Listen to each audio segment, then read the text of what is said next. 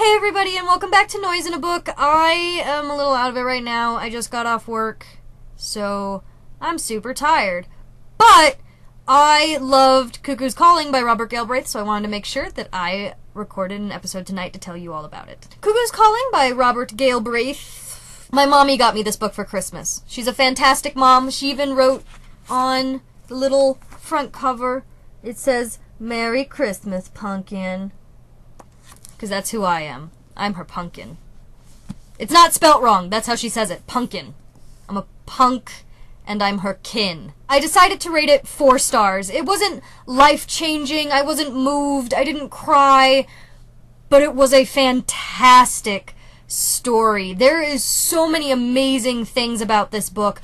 I haven't read a lot of mystery. I've picked up a few mystery books here and there, but for the most part, it's not a genre that I read a lot. In a lot of TV shows that have mystery in it, I've noticed that their big thing is they hide all the real important clues from their audience. And when it's done really well, they just make it so that the main character is the only one that would notice something like that. And even though the audience saw it, they were so being bombarded by so much other information, they weren't able to put the pieces together like the protagonist was. It is so detailed and so beautiful. I honestly feel like I am walking through every place in London that she takes us.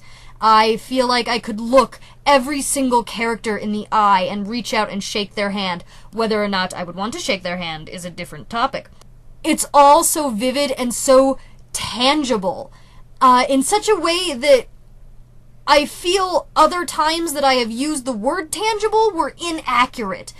The world building and the character building and the detail in this are absolutely beautiful, and she even comes up with some really fantastic ways to describe things that are going on. When one person, a certain character that you don't really like that much, lights up a cigarette and goes to smoke it, she describes that person smoking the cigarette as the puckering of a cat's anus. Which, I mean, just what a better way to describe someone who has this kind of gross face and who you don't like smoking a cigarette than comparing them to a cat's butthole. She also refers to the long-snouted cameras, making the cameras of the paparazzi seem like animals that are reaching, and I loved the 2 main characters, Robin and Strike. They were fantastic. They're such an kind of odd couple, but it works so well. Their relationship is so beautiful in this kind of normal, these people wouldn't be friends in real life kind of way. Robin is sweet and bubbly and excited about life, and Strike is this army veteran who, I mean, is grumpy a lot of the time. He's a grumpy old guy. Their chemistry works so well for it doesn't work well for some reason. It works well because J.K. Rowling wrote it well. Know that a lot of my fellow Harry Potter fans haven't been too big on picking this up, and if you're not a mystery fan, then no, this is probably not going to appeal to you. Also, if you're not into contemporary fiction, if you're more of like a fantasy or historical fiction or sci-fi, yada yada yada, this probably isn't going to be your cup of tea, but I loved it. I thought the story was so incredibly well done. I loved how she kept me guessing until the absolute last moment with the whole whodunit aspect of the mystery. I loved her descriptions.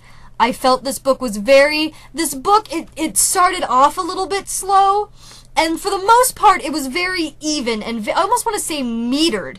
At no point did I feel like the book was speeding up or slowing down until I got to the climax of the entire thing at the very end. I hope that this is the first of a series. I really do. I hope she does more.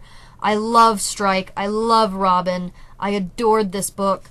I want more. I want another book. I want them to go out and solve another mystery. They are now my second favorite crime-solving duo.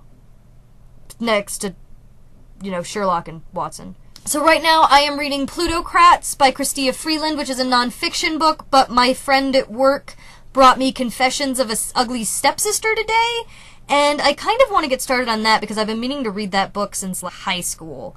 So you'll be getting a review next week. I just don't know of what yet. I hope to see you next week. Thanks for reading, and have a great day. Other side.